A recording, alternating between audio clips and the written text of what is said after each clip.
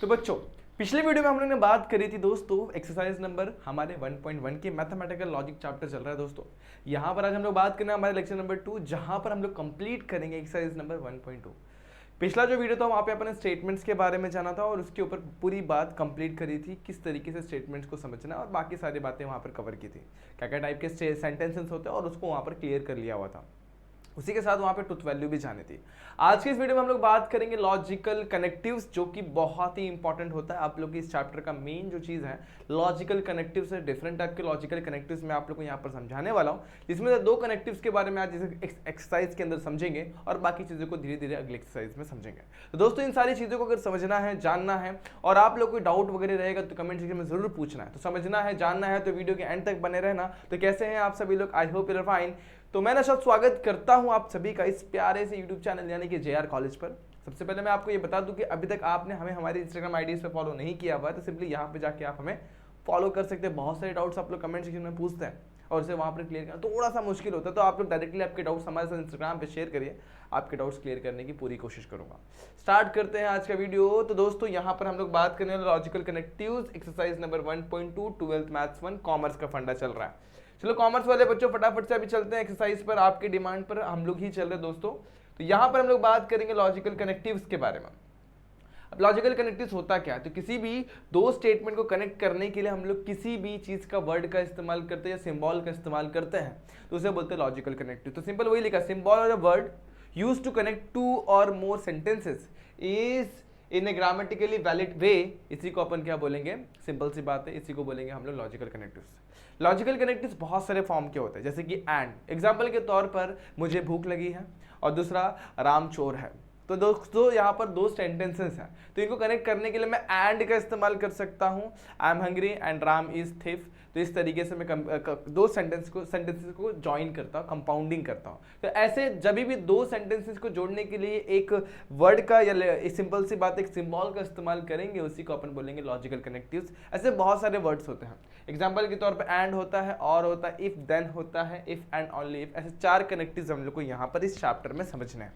बहुत इंपॉर्टेंट चीज है दोस्तों, इसे मार्क करके रखो क्योंकि ये चैप्टर्स के अंदर एक्सरसाइज नंबर 1.8 तक मोस्टली आप लोग को यही देखना है। तो ये आप लोग का बेसिक यहाँ पर स्टार्ट होता है, इसे अच्छे तरीके से जान लेंगे इस पूरे एक्सरसाइज के अंदर। तो दोस्तों बिल्कुल पल के ना झपकाए और बने रहे वीडियो के एंड तक।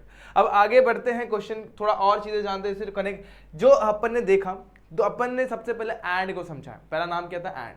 तो एंड जो होता है वर्ड, उसको हम लोग मैथमेटिकल लॉजिकल फॉर्म में बोलते हैं कंजंक्शन, और इसका सिंबल होता है इस तरीके से, ये एन जैसा होता है बट यहाँ पर होता है थोड़ा नुकीला पार्ट होता है, तो इसे हम लोग बोलते हैं कंजंक्शन बोलते हैं। क्या बोलते हैं? कंजंक्शन।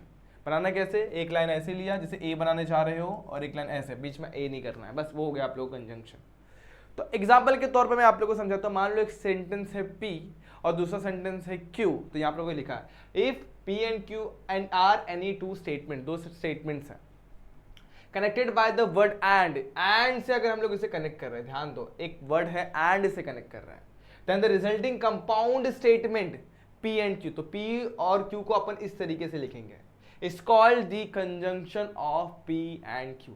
इन्हें क्या बोलेंगे? Conjunction of P and Q बोलेंगे। Is called the conjunction of P and Q। वापस दोबारा मैंने एक ही चीज को लिख दिया गलती से शायद, इसे मैं यहाँ पर रफ कर देता हूँ। Is called the conjunction of P and Q which is written in the symbolic form, इस तरीके से लिखता है। अब सीधी बात है, P एंड का सिंबल क्या है भाई? ये सिंबल कंजंक्शन बोलता है, तो P and Q जो होगा सिंबॉलिक फॉर्म इस तरीके से लिखेंगे।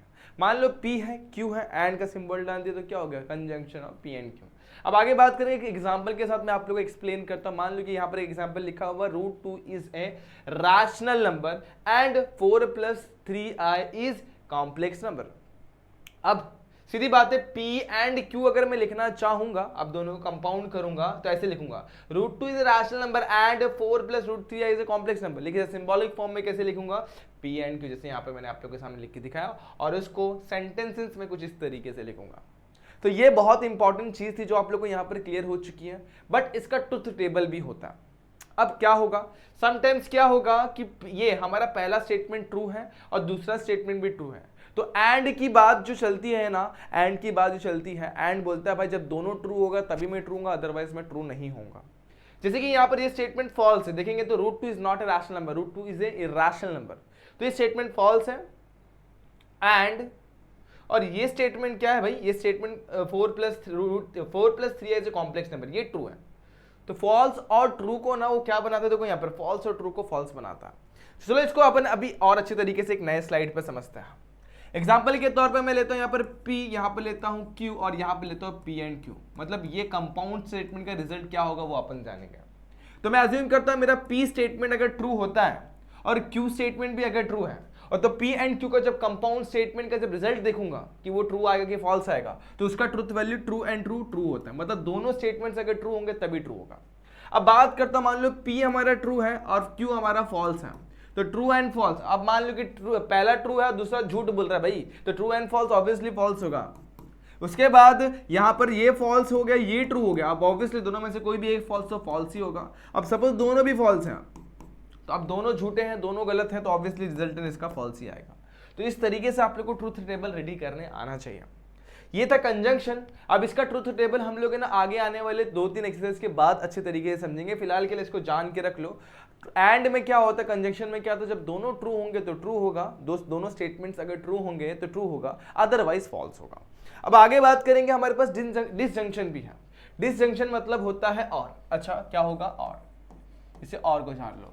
तो P एंड Q अगर टू हमारे पास स्टेटमेंट है जिनको कनेक्ट कर रहे हैं वर्ड और के साथ, तो ऐसे रिजल्टेंट को बोलते हैं अपन P और Q। इस तरीके से लिखा जाएगा और इनको बोलेंगे disjunction of P and Q, which is written in the symbolic form P और Q। और सेम एग्जांपल अगर मैं लेता हूं पिछला वाला एग्जांपल, तो √2 is a rational number and 4+3i is a complex number. तो उसे कुछ इस तरीके से लिखूंगा, P और Q लिखूंगा, जहां पर मैं इसका स्टेटमेंट कुछ इस तरीके से लिखूंगा, √2 इज ए रैशनल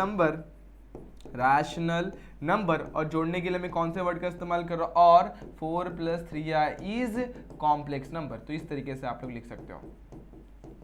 तो ये था आप लोग का कंपाउंड ऑफ स्टेटमेंट। अब जैसे वहां पे ट्रूथ टेबल रेडी होता है, यहाँ पर भी ट्रूथ टेबल रेडी होता है। अगर आप लोग को इस ट्रूथ टेबल को अच्छे तरीके से समझना, तो मैं आप लोग को समझा सकता हूँ। जैसे कि यहाँ पर मैं ये ट्रूथ वैल्यूज को रफ कर देता हूँ, ठीक है, जितने भी ट्रूथ वैल्यूज यहाँ पर लिखी मैं सबको रफ कर देता हूँ। तो वैल्यूज कैसे निकालेंगे, बड़े ही ईजी वे में अपन निकालेंगे। देखो यहाँ पर ध्यान देना।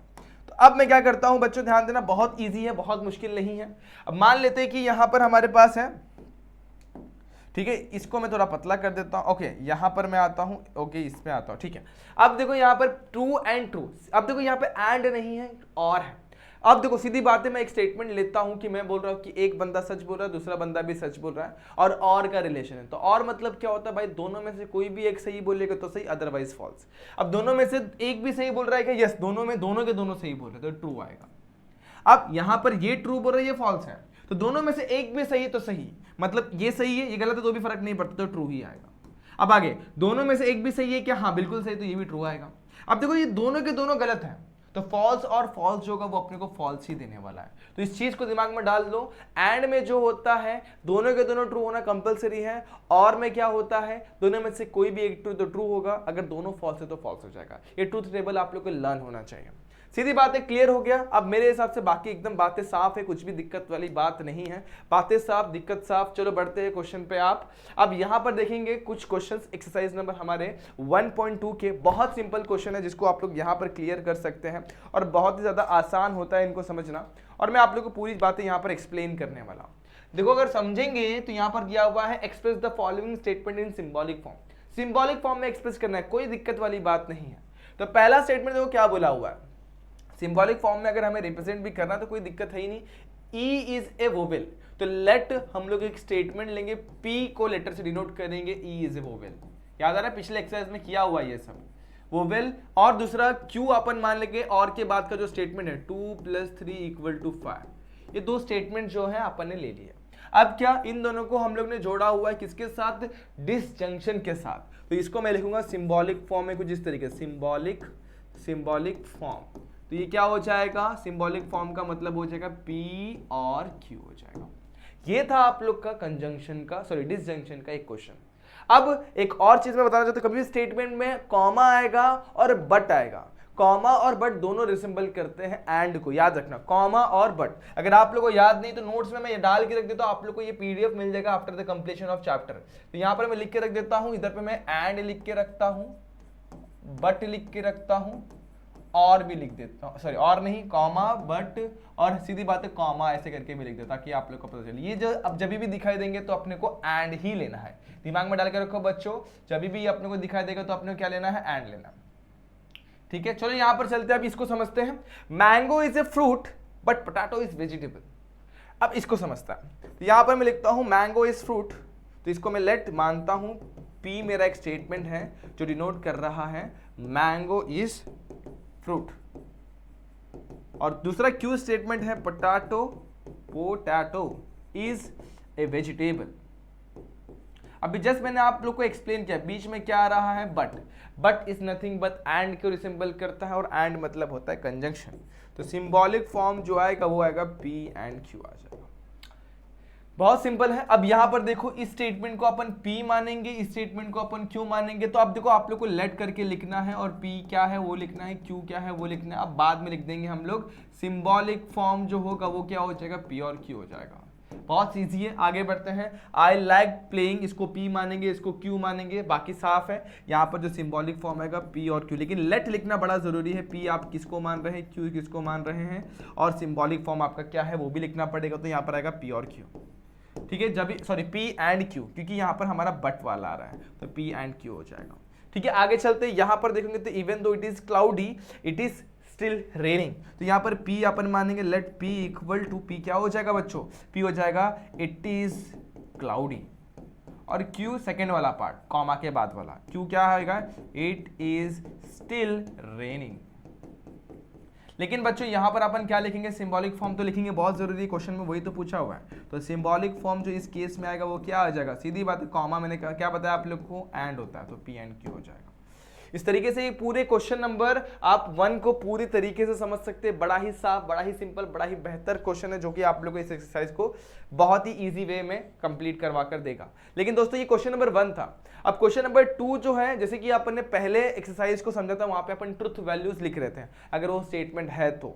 लेकिन अब कंपाउंड स्टेटमेंट जो होंगे, जो दो स्टेटमेंट को कंबाइन करने के बाद जो स्टेटमेंट बनता है उन्हें बोलते हैं कंपाउंड स्टेटमेंट। तो कंपाउंड स्टेटमेंट जो होंगे उनका ट्रुथ वैल्यू भी हमें जानना पड़ेगा।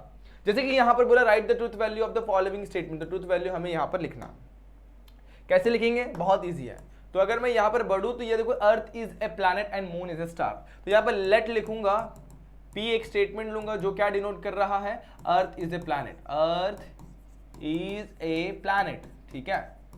और Q में मान लूंगा, Q किसको मान लूंगा, मून इज ए स्टार, तो यहां पर लिखता हूं मून इज ए स्टार। ठीक है बच्चों, यहां तक मून इज ए स्टार लिख दिया। अब क्वेश्चन को अंडरस्टैंड करो, earth is a planet, earth planet होता है, मून स्टार होता है क्या, चलो देखते हैं। मून स्टार नहीं होता, मून इज ए सैटेलाइट। तो यहां पर ट्रुथ वैल्यू लिखेंगे, तो truth value of P and Q statements क्या हो जाएगा, अब देखते हैं। आर P स्टेटमेंट ट्रू है कि फॉल्स है, पहले जानते हैं। अर्थ प्लैनेट है क्या, जी ऑब्वियसली अर्थ हमारा प्लैनेट है जहां पे हम लोग रह रहे हैं, तो उसका ट्रू आएगा। And moon is a star, नहीं बिल्कुल नहीं, मून इज ए सैटेलाइट, तो ये होगा फॉल्स। अब सिंबॉलिक फॉर्म लिखते हैं पहले तो, फिर इसका ट्रुथ वैल्यू लिखेंगे।